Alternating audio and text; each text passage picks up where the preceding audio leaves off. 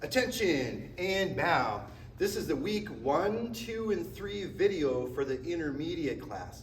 So let's start with the hand skills. Attention and bow, horse riding stance loud. Yep. So high block, inside block, and down block are the 3 blocks we're working on right now.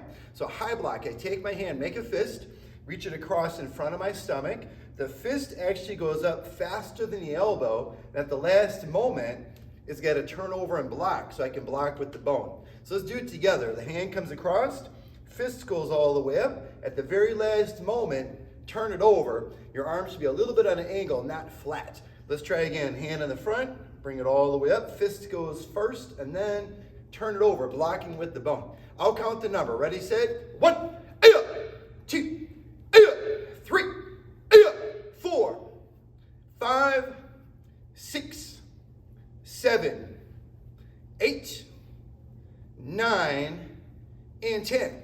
Let's try the other hand. Same thing. Make a fist, reach it across. Fist goes up first, turn it over the last moment to block with the bone. Makes your arms a little bit at an angle, not flat. Okay, ready? 1, 2, 3, 4, 5, 6, 7, 8, 9, and 10. Inside block. Start like you're making a muscle, except take your fist and turn that actually to the outside.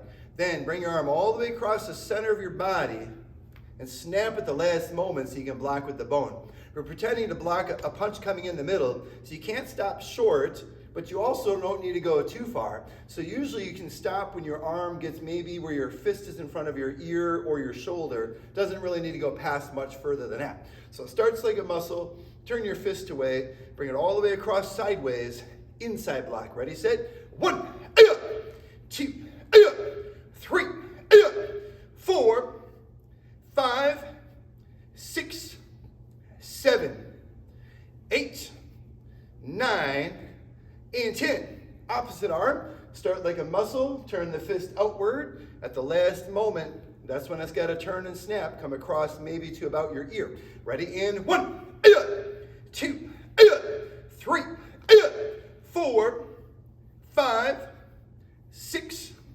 7, 8, 9, and 10.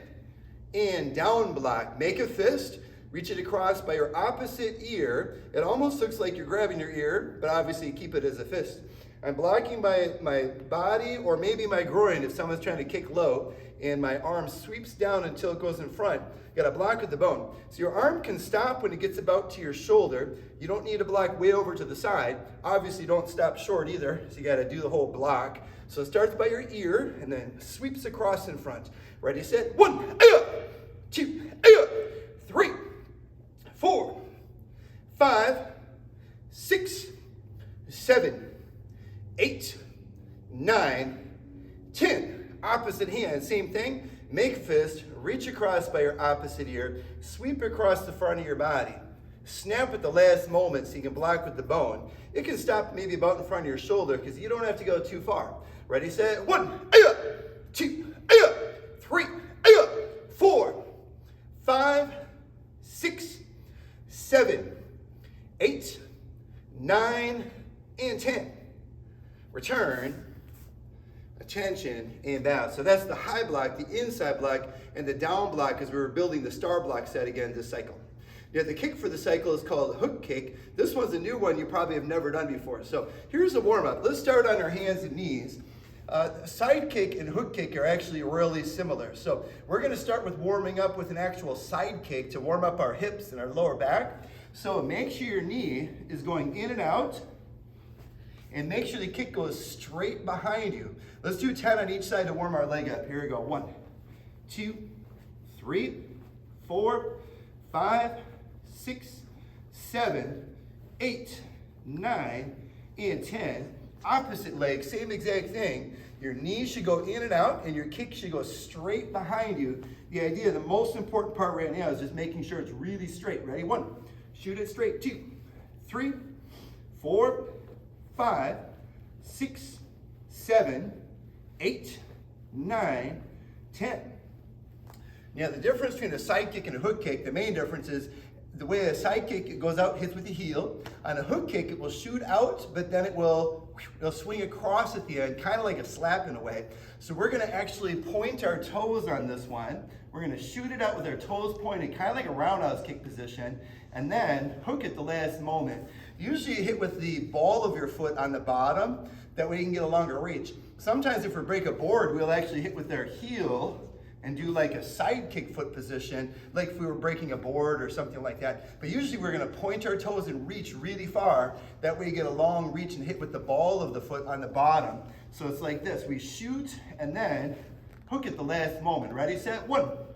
Just kind of warming up. 2, 3, 4, 5, 6, 7, 8, 9, and 10. Opposite leg, same exact thing. Chamber like a side kick, but point your toes, kind of like a roundhouse kick. Shoot, and then hook at the last moment. Ready, set, 1. Shoot and hook. 2, 3. Just trying to warm up our leg. 4, 5, 6, 7, 8, 9, and 10. Awesome, one more warm up. Now we'll start in our guard stance. Here, I'll face a little bit straight back. That way you can see a little bit from an angle, see what's going on. So now it's a front leg hook kick. It's our last warm up. So you're gonna start by pivoting to point your butt straight to the target, kind of like we do on a side kick. So pivot, your butt is now looking at the target. Pull your knee back like a side kick, and then shoot and hook at the last moment. So it's kind of like a side kick, except the ending. Now a real side kick goes straight to the target. Hook kick goes just beyond the target, so it can come across. So here we go, let's just warm our leg up. So pivot, shoot and hook. Let's do 5 with each leg warming up, then we're gonna hit a speed paper. 2, 3, 4, one more time, 5, other leg, same exact thing. Pivot, chamber, shoot, and hook. Ready? 1, 2, 3, 4, and 5. Awesome. Now we're warmed up. Well, or maybe you're tired. Okay, so let's do it against the speed paper. So in weeks 1, 2, and 3, we're working on front leg hook kick and skipping hook kick. So let's say Mr. Lemke is my partner. He'll hold the target. So he'll hold it up just like this. So I'm going to start in my guard stance. First thing, pivots. My butt looks at the target. Pull my knee back, shoot, and then hook at the last moment. You want to have a long reach, so try to reach and extend as far as you can. Here we go. Ready? And we'll go just a little higher. And 1, 2, 3, 4, one more time, 5. Let's try the other leg. So same thing, pivot first, shoot it in like a side kick, then hook at the very last moment. Here we go, 1, 2, 3, 4, one more time, 5. Awesome, pause the video, do 10 hook kicks with each leg. Now the second kick is called skipping hook kick. So same idea, I'm just gonna slide up first. Now when you slide up, you gotta turn your butt to the target. That's when you pivot, and then all the rest of it is a normal hook kick. So slide up, and then do the hook. So obviously I'm just closing the gap just a little bit. Ready? 1, 2, 3, 4, one more time, 5, opposite leg, 1, 2, 3, 4, one more time, 5. Awesome, attention, and down. So now pause the video and do 10 skipping hook kicks with each leg. Now let's get rid of the paper. We got self-defense to do. So this cycle we're doing the spear. Now spear is what we do in case we are surprise attacked. Now if I was thinking and I could use all my karate skills, like if I saw Mr. Lemke coming, I could either run or I could get ready to defend myself, or if he had grabbed me or something and I see him, I could do all my defending skills, kind of like that. Now if he totally surprised me, your brain goes into what's called fight or flight, and it's hard to actually remember all those things.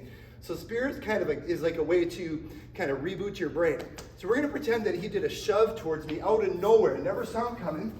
Now in a real attack, you're probably startled. So my hands do this. And this is when we would do a spear. So after I startle, the first thing I'll do is get into a spear stance.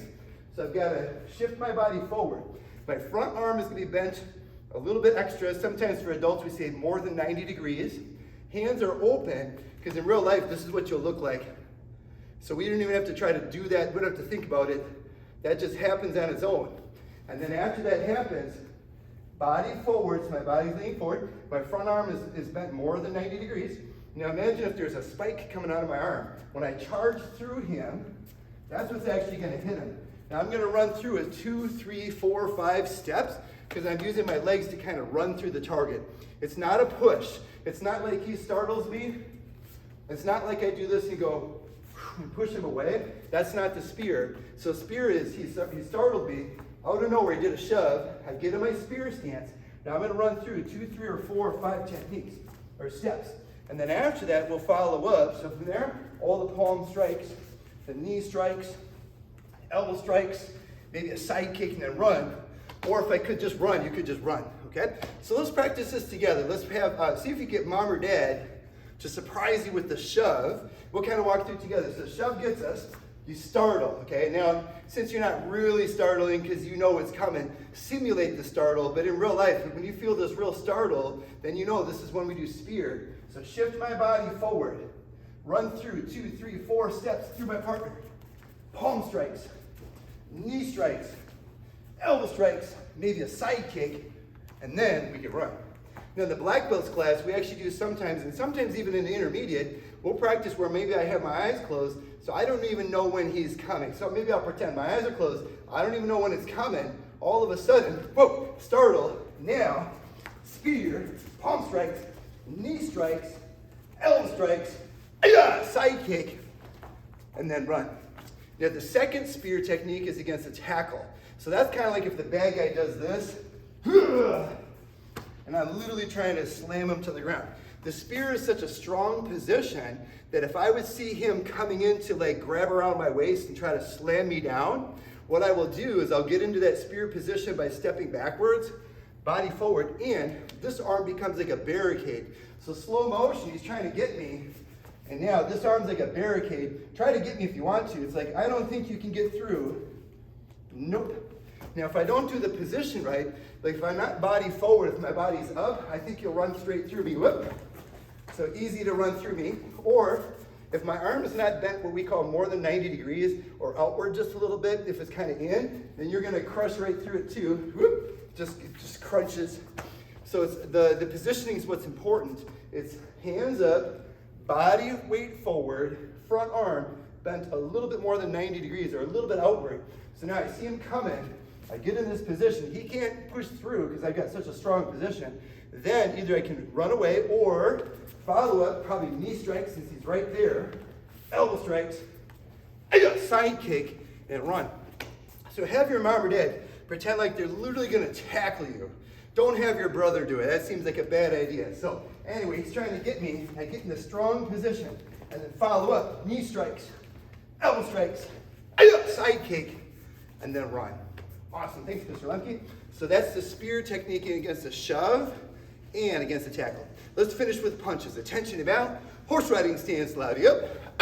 And in front for karate punch. Ready, set, 1, 2, 3, 4, 5, 6, 7, 8, 9, 10. Attention.